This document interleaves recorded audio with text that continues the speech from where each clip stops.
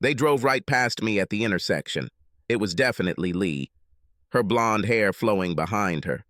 What was my wife doing on the back of a motorcycle at 3 o'clock in the afternoon? I turned and followed them. They disappeared into the forest. I parked and walked. It was a warm spring day, golden sunlight, buzzing insects, a silky breeze, the wet, slapping sound of an over-exited pussy. They did it on a blanket. It was a touching scene. So I stopped to take some artistic shots. I thought the setting framed the two adulterers beautifully. I said casually, "Hey, Lee, who's your new friend?" They didn't hear me. I repeated after the ominous sounds died down. A light storm followed. He jumped up to confront me. I recognized him. It was Bill Avery, another teacher. He was several years younger than my wife. They must have come out to let off steam, so to speak, after a hard day in class. I know all of Lee's colleagues. You can't be married to someone for almost a year and a half and not hear stories about coworkers.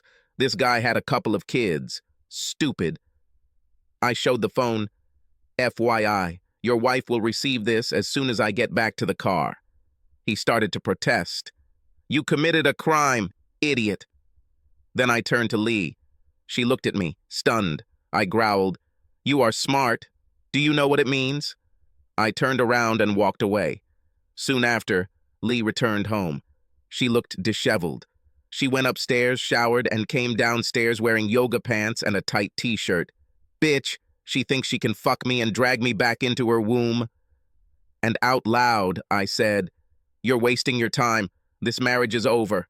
She whined, but it was just a little affair. It didn't mean anything. This means the end of our marriage. Have you thought about this? She wailed, No woo. You cannot divorce me because of one little indiscretion. I snorted. You call this carelessness? Lee looked surprised. Obviously, I didn't buy it. She said casually, There was nothing special about him. I put it out of my mind. Now I'm all yours. I laughed. I saw and heard, Lee. You loved every second of it, and you'll be back as soon as the heat subsides.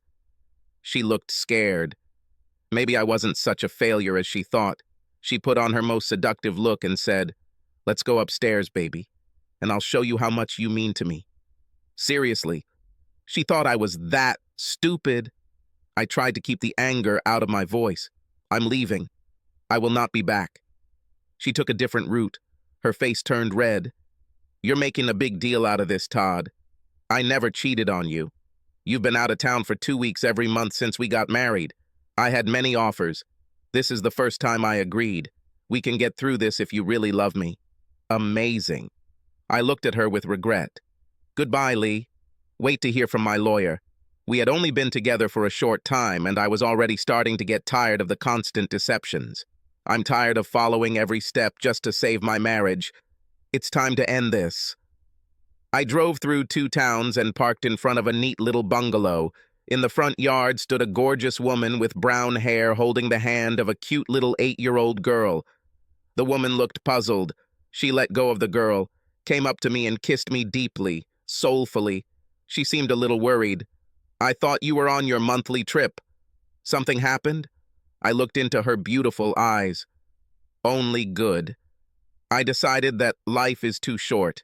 It's time to stop my trips. My wife wrapped her arms around my neck, pressed her whole body against me, and sincerely said, Welcome back, Stephen. Your family missed you. Don't bother explaining. I know that I am a lying, mean, hypocritical son of a bitch. Subscribe to our channel so that your second chaff doesn't cheat on you, and go ahead and listen to the next story, because this story is nothing compared to the next one. If you're under 18, don't even think about listening to the next one.